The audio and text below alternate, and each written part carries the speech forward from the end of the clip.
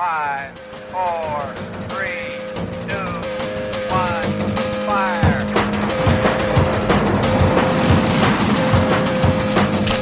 The only thing we have to fear is fear. Mile 18. This is Endurance Nation.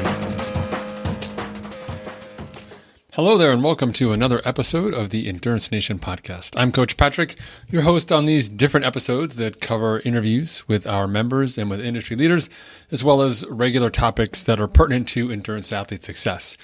This time around, it's getting close to the fall, and I wanted to let you know that our season is kicking off on November 1st. That's right. Endurance Nation works through seasons, and our winter training program kicks off in earnest on November 1st. If you head over to endurancenation.us, you'll be able to enter your email address to get all the details about what's coming up and learn why starting in November is super important and how we can work with you over the course of the winter using our patented out-season program and the subsequent training phases of the year to create the conditions and knowledge you need to be your better and faster self. And if you're ready to get started early, can't wait till November 1st, we have a durability program for you too. So once again, head over to endurancenation.us, enter that email, learn more about what we are doing here over the course of the year, why Endurance Nation is different, why training with a team is the way to go, and how we can help make you successful. Until then, I look forward to hearing from you online somewhere, and sit back here now and enjoy this episode. Endurance Nation.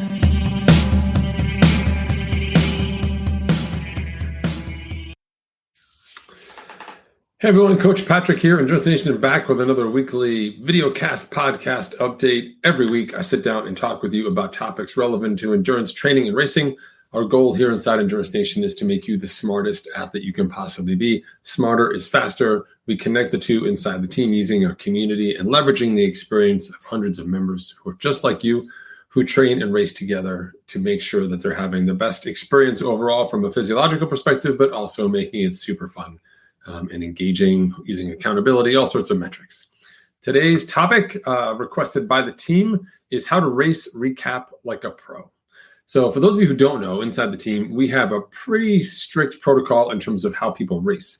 And the most important thing you do before you race is actually not the workouts. It's not the race simulations, which we are known for. It's for our race plan. We actually have people write out a race plan. Like, what am I going to do? And this is really important because it cements inside the athlete what the structure of the plan will be. When you start putting things on paper, whether they're bullets, paragraphs, stick figure drawings, whatever works for you, people start to put the pieces together and then they start adjusting, right? Because once you see it all laid out, whether it's a whiteboard or your computer screen or a piece of paper, all of a sudden you start realizing, step 3 should really be above step 2. Step 5 is actually several different steps that I need to break out. Step 7 means that I actually need to get some stuff that I don't have right now in order to make step 7 happen. I've got to figure that out. And that process actually eliminates a great deal of friction and helps set you up for success on race day.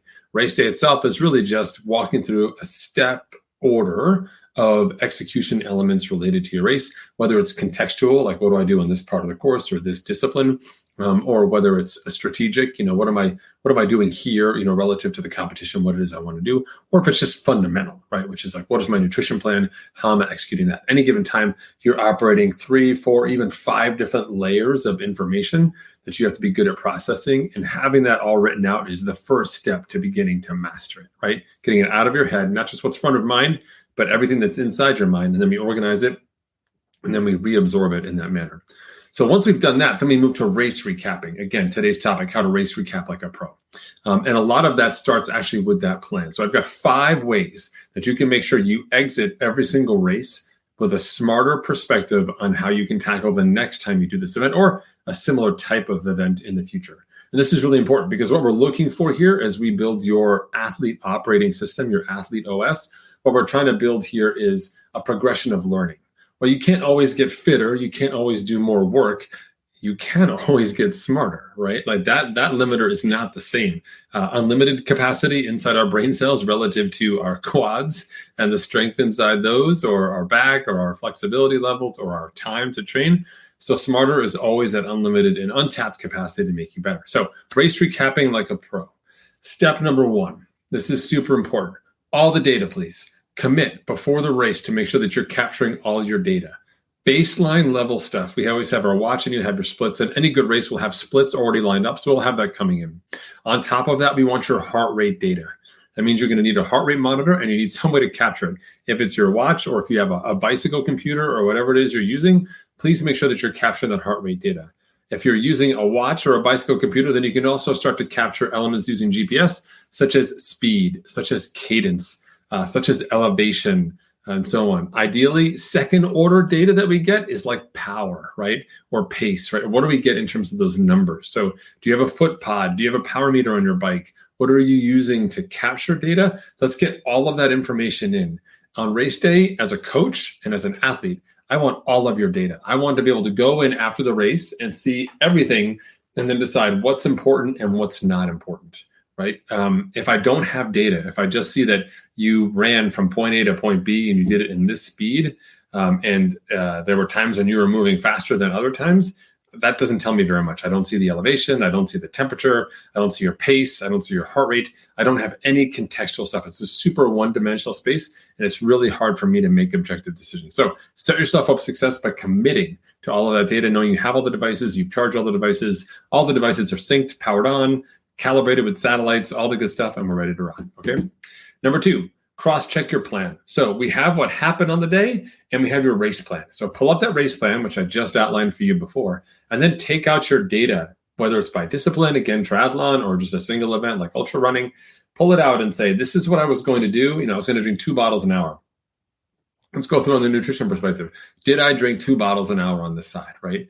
It's one thing to finish the bike or finish the run or whatever and look down and be like, oh, I've got all this fluid left. If that fluid was meant to be inside you, then something happened out there and you had to make a decision. Let's capture why that happened, right? So we reconcile the data and the things that happened with your plan, and we identify those areas. Like, did I do this? Yes or no? I said on hills that I would push at this effort or cap at this heart rate. Did I do that? Yes or no? Like, just let the data do the talking. Don't have it be subjective. We emerge from races with these subjective stories. It was crazy. I saw a Sasquatch. The weather was a tornado. There was hail, like in my eyeballs. We use all of that to obfuscate the data and the underlying decisions that we made. So there's some fuzziness in there around what did you actually decide to do? Like, did you decide to run at that heart rate, or did you skip that heart rate part? Like, did you stay inside your box and execute accordingly, or did you kind of go off the beaten path? We'll sort of cover that up with a story. We'll tell a story about what happened, which will sort of make rationale for the decisions that we're not talking about, but are clear from the data. You, if you want to get better, have to start using that data. So yes, no questions, data that you have, your race plan. What did you do? What didn't you do? Let's highlight those areas, okay? Step number 3, let's identify the line. Like, where in your race did things get real? Like, where did things get hard? Sometimes they can be challenging and you're still successful relative to your goals. Sometimes they get challenging and you're not successful, right? And so we want to know where that line is drawn. If it's a marathon, we typically call it mile 18. If you're doing like a 100-mile bike ride, it's typically somewhere between mile like 70 and mile 80 where things start to get real. Where did things get real for you on the day? Or across the course of your multi-day event, and what exactly happened to you? That's what we want to know. So let's take a look at that inflection point. Sometimes you can see it looking at heart rate. Sometimes you just have those great notes that you've written down in your report, whatever it may be. We can see it in your cadence. We can see it in your power output. There's things that just sort of happen. Where does your race go from being good to being not so good? Let's zero in on that time, because that's where we want to draw a line, and we want to tell a story of before, which are all of the things that led to this line. Not just the race itself, but your execution, your nutrition, the choices you made around, exertion and so on, right? And then after, what are all the things you did for damage control? And knowing both sides of that story is really important. So the pre-side, what would I do differently knowing that this line is going to happen here? I didn't think the line was going to happen in mile 18. I thought it was going to happen in mile 21. What can I do before mile 18 to make it mile 21, right? What are the decisions I make better here? And then afterwards as well, how did I handle this? And what are the choices that I made? What would I do differently? And that takes us to our next step, which is reverse engineering success. Now that we know what you plan to do, but know what you actually did, so we've identified a couple of key areas where things didn't work quite well. And we've identified the space in your day where things get hard on that timeline, wherever it may be. Let's call it mile 18 on that marathon. Then how do we reverse engineer it to make it better? Now knowing what you did, what would you do differently, right? Let's let hindsight be your friend in this scenario and say, you know what? I plan to drink, 1 cup of Gatorade at every other aid station. It was so hot that I think I should have had more early on when I could drink. I might have done 1 cup at the first 6 aid stations, all of them, and then backed off later down the road, right? Or maybe you would have taken a walk break every 30 minutes because of the increase in the heart rate, because of the heat, for example, right? Based on the terrain. Whatever those challenges may be, let's start using hindsight as my heart rate got a lot higher than I wanted. What would I do differently? Well, my heart rate gets above X. I implement this plan.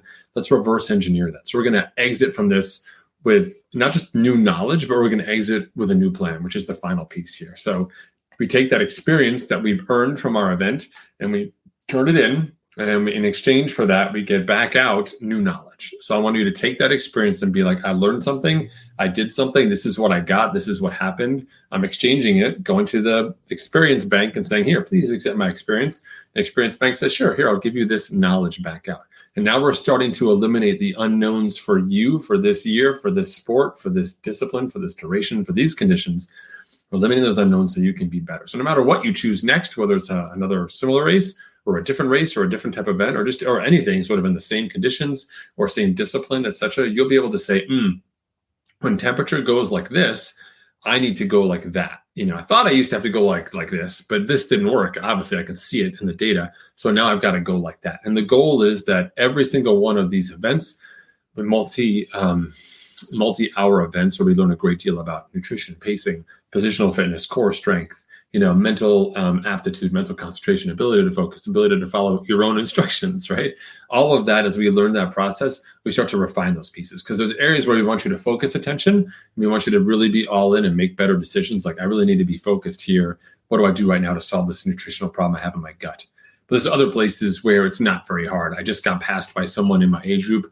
Do I or do I not follow them? That's a very different decision, and it's much easier. And we want to set you up to handle those challenges, which are ego-driven, but very easy to solve relative to places where we do need that attention, and we need you all in to decide how are you going to solve this nutritional program, nutritional challenge. Is it this late in the race, or since you're running and not cycling, or since you're just before the start of a big hill, or if you're only 2 miles to go to the finish? What would you do differently in terms of how you handle things? And sometimes it's not just a mistake. Sometimes it's also something you did well. Like you made a decision and actually things were awesome. Let's capture that. Let's not just have it be a function of serendipity. Let's turn it into something that you'll actually use strategically going forward to make all of your races be better. And in fact, sort of stress test it a little bit to see if it truly is the magical elixir that you think it is. So to recap here, for race recapping like a pro, step 1, commit to all the data. If you can get more data, I realize it's a financial thing, get the data, capture it, and makes a big, big difference, right? Number 2, cross-check your plan. What you did versus what you plan to do. Let's identify those areas where the pieces don't match up, right? You got a circle over here and we got a triangle over here. Why doesn't this match? Let's capture what that is so we can start to understand the different elements that broke down on an element by element basis and not from a story perspective. Number 2, let's identify when things got real. You have a story about where things got tough, but let's look at the data, let the data drive that decision. Where does the heart rate start to deflect? Where does the power start to drop from once you cannot recover, right? That ability to turn back around again after some rest or recovery in the course of a day is a clear sign that you've crossed that line of exertion, and now we're sort of just doing damage control. Where's that line for you? Let's capture it and see what lessons we can learn from it, because we can divide the before story and fix that, and we can do the after story, which takes us to our next bullet, reverse engineering. Now that we know the before and the after, let's use hindsight as a tool effectively to make sure that we reverse engineer a plan that works for you. The new version of this, exchanging that experience for a new plan, we're going to say, hey, now I have a better plan. Like, this was my plan going in. Now I have a better plan exiting. Not just I had a good plan going in, a bunch of stuff happened, no idea really how to reconcile it, but in 6 months I get to do it again, and you're going to show up and go through the same exercise of make a plan, never really stress tested, never learn from it, and go again. And it just ends up being sort of like Groundhog Day. All right? Really excited to talk to you about this topic. It is very important. Not everyone wants homework when they're an endurance athlete, but it makes a massive difference to your performance. Better performances yield better outcomes, better motivation, and help you make better decisions with your training as well over time. So super important to get invested. As a reminder, you can join Endurance Nation online. We're at endurancenation.us. Enter your email to be on our newsletter, enter our wait list.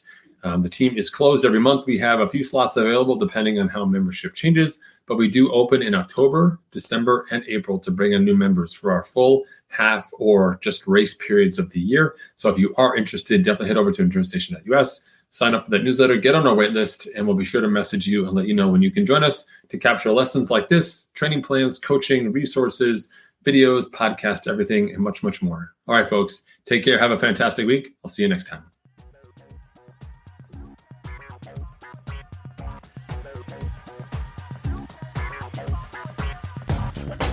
For more information about Endurance Nation, visit us online at endurancenation.us. The provided music is from the Podshow Podsafe Music Network. Check it out at music.podshow.com.